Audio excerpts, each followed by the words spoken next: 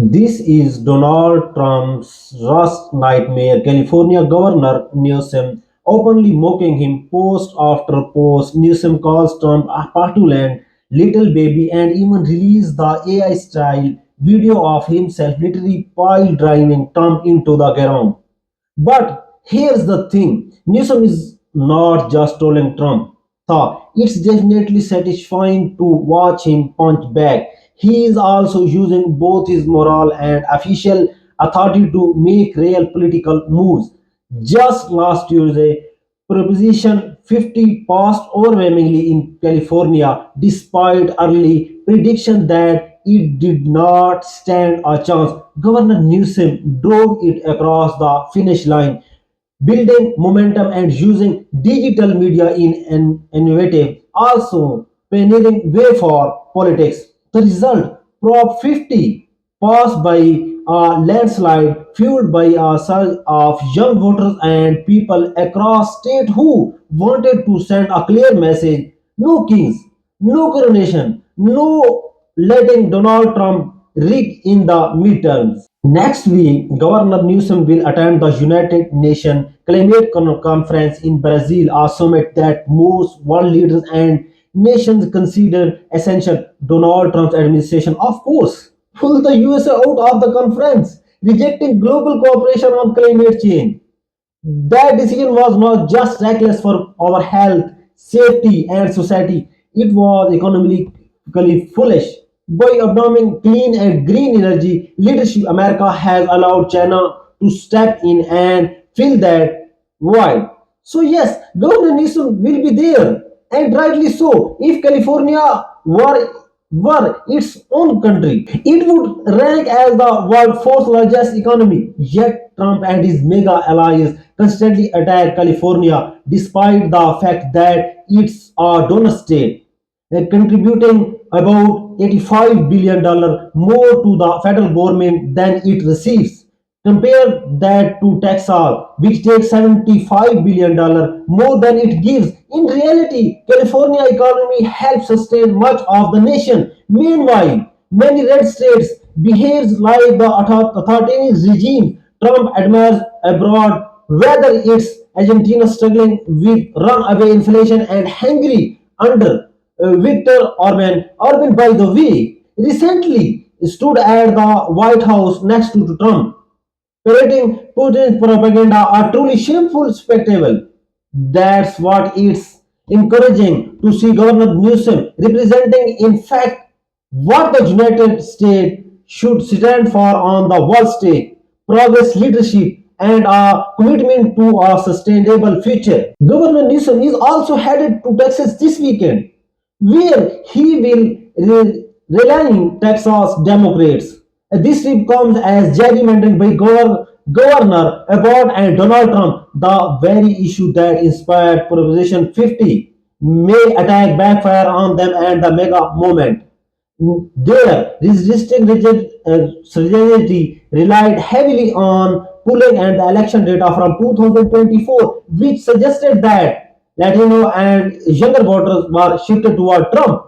But in last Tuesday election, though some groups swing back to the Democratic Party, if those trends continue, the gerrymander congressional maps in Texas, designed to favor Republicans, could end up turning several of those districts into competitive races. In fact, Trump's middling may cost Texas Republicans 5 to 10 seats in Congress. That's why Newsom heading straight into what you might call the belly of the beast, about taxes to fire up Democratic voters and capitalize on the shifting momentum. And of course, in classic Newsom fashion, he is doing it with a healthy dose of strategic trolling. Donald Trump as a baby with a pacifier. Governor Newsom feeding him in a spaghetti. Another image of Newsom popping a pacifier back into Trump's mouth. Then one of Trump in a stroller. And just for good measure, here's a random photo of Trump carrying like a baby. Oh, and of course, the now viral pile drive video make another appearance. Newsom even posted an image of Trump as Mary Antoinette, Except, as Newsom joked, at least Mary Antoinette said, let them eat cake. Donald Trump, version seemed to be, I will starve you instead. Because at the end of the day, Trump's actions speak louder than his tantrums. His administration literally filed an emergency appeal to the US Supreme Court to block food assistance, cutting off SNAP's benefit for 42 million Americans. Trump called those programs as insult to his executive power, refusing to provide basic support to people who genuinely need it. Governor Newsom posted an image of Donald Trump as Mary Antoinette with the caption "Good night, peasants." In other posts, Trump as Antoinette declares the poor must starve. The message could not be clearer. Donald Trump policies and action have consistently hurt working Americans. He has made life harder for those struggling to eat by and weaken the very foundation of the country. Everything Trump touches seem to follow the same pattern, making America poor and worse off. Governor Newsom then shares AI generated video of Donald Trump crying, wearing a hat that reads, and Newsom was right about everything. Governor Newsom responded to a report from ABC News read, this just in the Trump administration has asked a federal appeals court to issue an emergency stay of a judge's ruling requiring the administration to fully fund SNAP. Shortly after, the administration escalated the matter to the Supreme Court, seeking to pass the food stamp benefit orders by the lower court. Newsom reacted bluntly. Donald Trump is literally fighting in court to make sure Americans starve. He does not care about you. He also commented on another grim update. U.S. employees announced 1,53,000 job cuts in October, the highest number since 2003. Consumer confidence and the economic expectation have plunged to their lowest level since in the 1970s. Newsom's response was laced with sarcasm. Great work there, Donald. Great work, Donald Trump. Then Governor Newsom shared a video of Donald Trump winning and complaining at a business event in Miami, an event notably sponsored by the Saudi Syrian Wealth Fund. That's where Trump was speaking, and Trump's big comeback, pathetic. He's mumbled, maybe should all him slimy news come. Yeah, slimy news come. Governor Newsom's response was swift and cutting. You lost, you are a loser, you are a pathetic loser. Here's what Trump actually said. Just watch this clip. He's a slimy one. Maybe that should be his nickname. Slimy Newscom, right? Then Governor Newsom shared clip of Mega Mike Johnson complaining that the real scandal in California is Newsom trying to rig the system.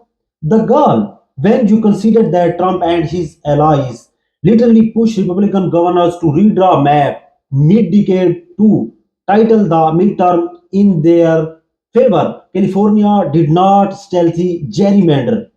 The governor put a referendum to the voters, the act of the popular sovereignty to direct response to what happened in Texas. Newsom point when Texas stopped, we stop. And yet here come the mega Republican outrage and accusing California.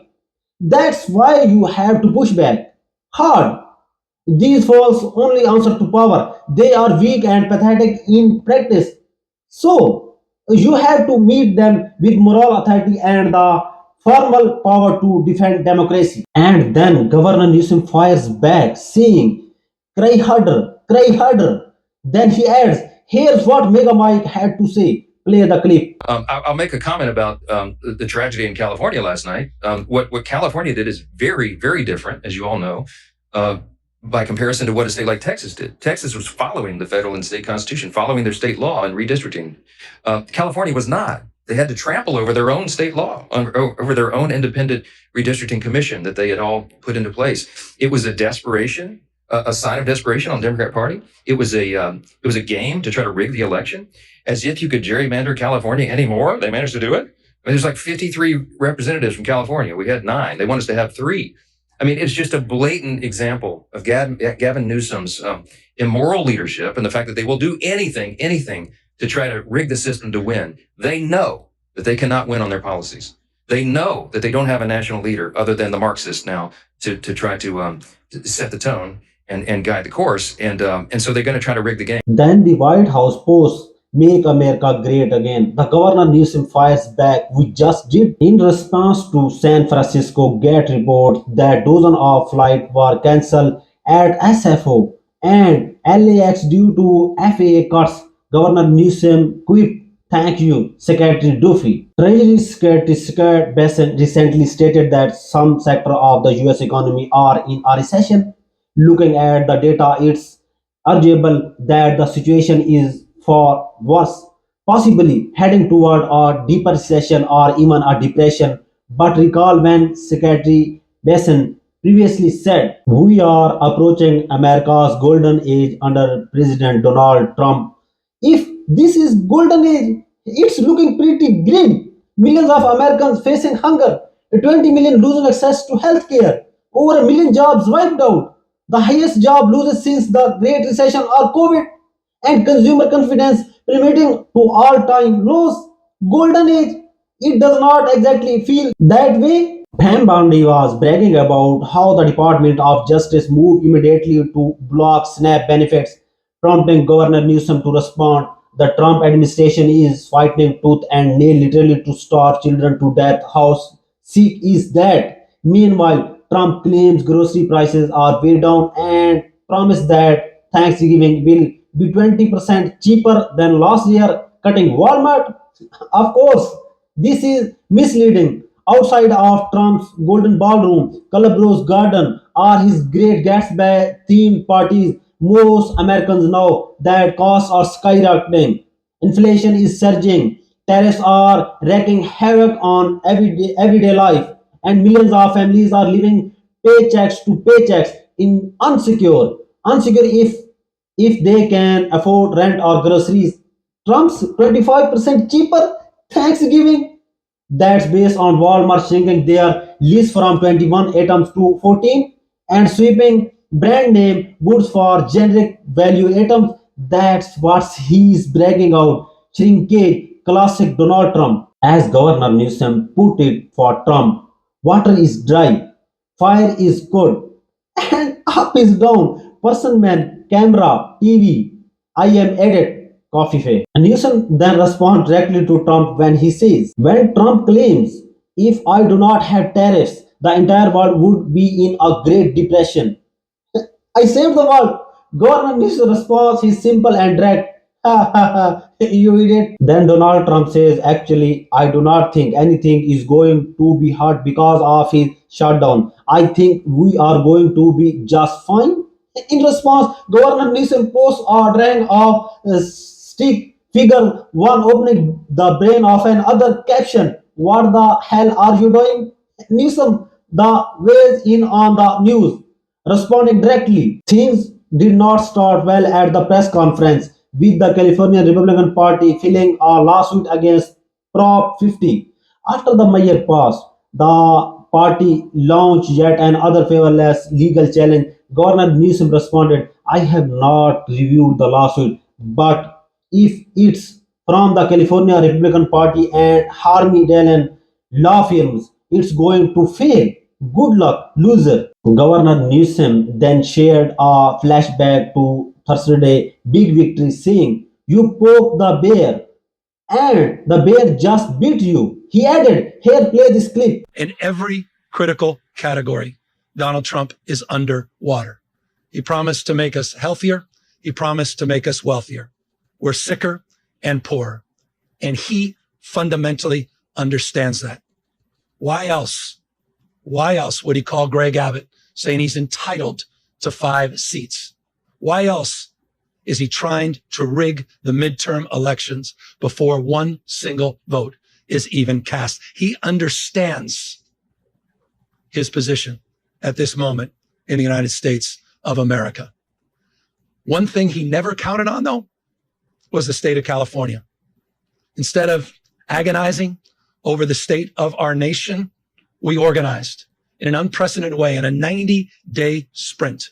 People from all over the United States of America contributed their voices and their support. for this initiative. We stood tall and we stood firm in response to Donald Trump's recklessness. And tonight, after poking the bear, this bear roared with an unprecedented turnout in a special election with an extraordinary result.